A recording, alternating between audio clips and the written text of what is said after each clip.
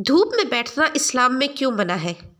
1400 साल बाद साइंस हैरान रह गई। हुजूर सल्लल्लाहु अलैहि वसल्लम ने धूप में बैठने से मना किया है और फरमाया कि यह शैतान के बैठने की जगह है। जदीद मेडिकल साइंस ने आज साबित किया कि जो लोग सर्दियों में कभी धूप में बैठते हैं वो लोग बिस्मिल्लाहिर्रहमानिर्रहीम। धूप में बैठना कैसा है? हुजूर सल्लल्लाहु अलैहि वसल्लम ने धूप और साए में बैठने से क्यों मना फरमाया और इसके क्या नुकसानात हैं? आज की इस वीडियो में हम आपको हुजूर सल्लल्लाहु अलैहि वसल्लम की सुन्नतों और जदीद मेडिकल साइंस की क्या रिसर्च है इस पर बात करेंगे। नाज़रीन, इस्लाम एक मुकम्मल निज़ाम ज़िंदगी है। ज़िंदगी के हर शोबे में इस्लाम हमारी रहनुमाई करता है। यही वजह है कि आज 1400 साल गुजर जाने के बावजूद भी हुजूर सल्लल्लाहु अलैहि वसल्लम की तालीमात न सिर्फ मुसलमानों बल्कि हर इंसानी मुआशरे के लिए मशअले राह है। जदीद साइंस भी इन तालीमात से मुतासिर है और ये कहने पर मजबूर हो गई है कि इंसानी वजूद की सालमियत इस्लामी तालीमात पर अमल पैरा होने से ही मुमकिन है। हुजूर सल्लल्लाहु अलैहि वसल्लम दाएं तरफ किबला रुख होकर आराम फरमाते थे।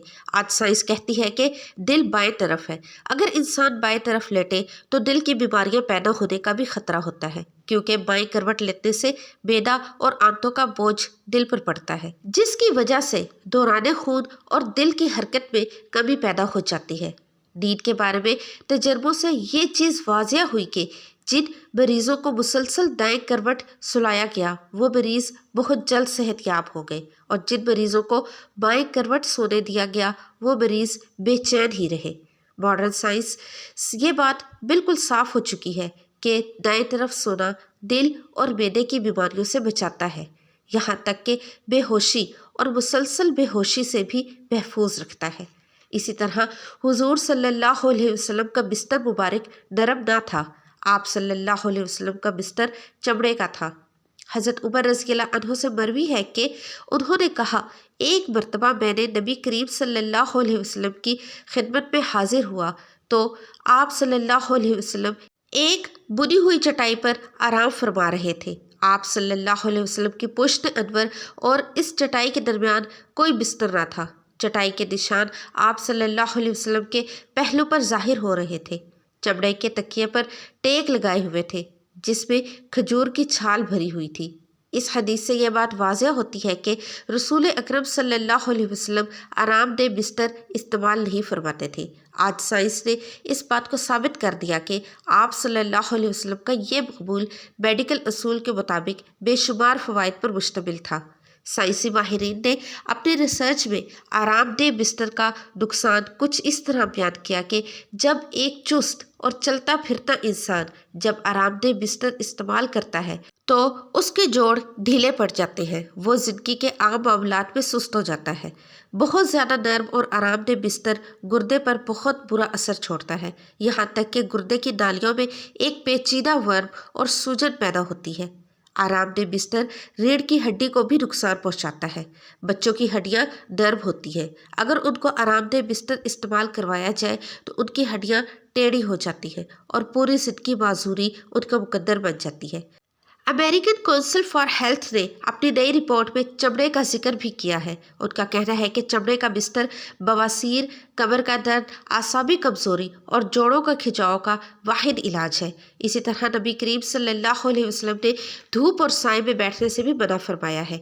नाज़रीन, इंसान को सूरज की बहुत सख्त ज़रूरत है, इसलिए अल्लाह ताला ने कायनात की एक मखलूक को सूरज बनाया है। इंसानी ज़िंदगी में इसके बेशुमार फ़ायदे हैं। इनमें से एक अहम फ़ायदा धूप हासिल करना है। ये धूप इंसानों के साथ साथ तकरीबन तमाम मखलूक़ात की ज़रूरत है। इंसान के अक्सर कामों का दारोमदार धूप पर ही है।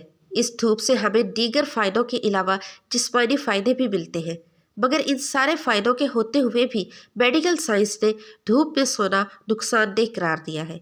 हालांकि इस्लामी मेडिकल में धूप में सोने के कोई ममानियत या नुकसान का जिक्र नहीं है, अलबत्ता धूप और साए के दरमियान बैठना या सोना इस्लाम में मना है। हज़रत बरीदा रज़ियल्लाहु अन्हु से रिवायत है कि नबी अकरम सल्लल्लाहु अलैहि वसल्लम ने धूप और साए के दरमियान बैठने से मना किया है। इस तरह सनद अबू दाऊद में एक रिवायत है कि नबी करीम सल्लल्लाहु अलैहि वसल्लम ने फरमाया, जब तुम में से कोई धूप में हो और वो सिमट जाए کہ بعض حصہ دھوپ میں اور بعض سائے میں ہو تو وہ کھڑا ہو جائے، یعنی وہ جگہ چھوڑ دے۔ دھوپ میں نکلنا، اس میں بیٹھنا اور خصوصاً سردی کے موسم میں دھوپ میں لیٹ جانا، یہ ایک فطری عمل ہے، لیکن حدیث کی روشنی میں دھوپ اور سائے کے درمیان بیٹھنا یا لیٹنا منع ہے۔ حدیث میں جو ممانعت آئی ہے اس میں اہل علم کے درمیان کچھ اختلافات ہیں، لیکن صحیح بات یہ ہے کہ یہ ممانعت ادب اور ارشاد کے زمرے میں ہے، اس لیے اسے کراہت یعنی ناپسندیدہ عمل مانا جائے گا، حرام نہیں، کیونکہ حرام عمل ماننے کے لیے کوئی صحیح دلیل ہونی چاہیے۔ گویا دھوپ اور سائے کے درمیان لیٹنا یا بیٹھنا مکروہ ہے، حرام نہیں ہے۔ آدھا دھوپ میں آدھا سائے میں بیٹھنے سے طبی یعنی میڈیکل نقصان یہ بھی بیان کیا جاتا ہے کہ میڈیکل سائنس یہ کہتی ہے کہ اس طرح کرنے سے انسان کے خون کی گردش میں فرق آ جاتا ہے، یعنی جو حصہ دھوپ میں ہوگا اس میں خون کی گردش تیز ہوگی، جبکہ جو حصہ چھاؤں میں ہوگا اس میں خون کی گردش آہستہ ہو جائے گی۔ لازمی طور پر جسم کی گردش کے دو رخ ہونا اس کے لیے بیماری کا سبب بن سکتا ہے۔ سبحان اللہ، کیا حکمتیں ہیں فرمان رسول صلی اللہ علیہ وسلم میں، جب سائنس کا کوئی وجود ہی نہ تھا تب ہی سب بتا دیا۔ ایک روایت میں ہے کہ نبی کریم صلی اللہ علیہ وسلم نے دھوپ اور سائے والی جگہ پر بیٹھنے سے منع فرمایا اور فرمایا کہ یہ شیطان کی بیٹھنے کی جگہ ہے۔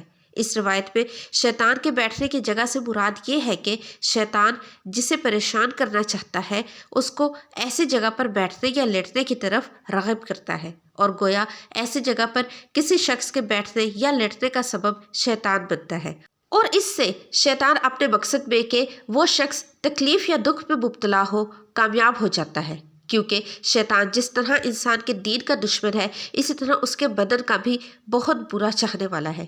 خلاصہ یہ کہ آپ صلی اللہ علیہ وسلم کا یہی حکم طبی اعتبار سے ہے، کیونکہ اس میں نقصان کا اندیشہ ہے، ورنہ شرعاً اس طرح کرنے سے کوئی گناہ نہیں بلکہ اس سے بچ جانا بہتر ہے۔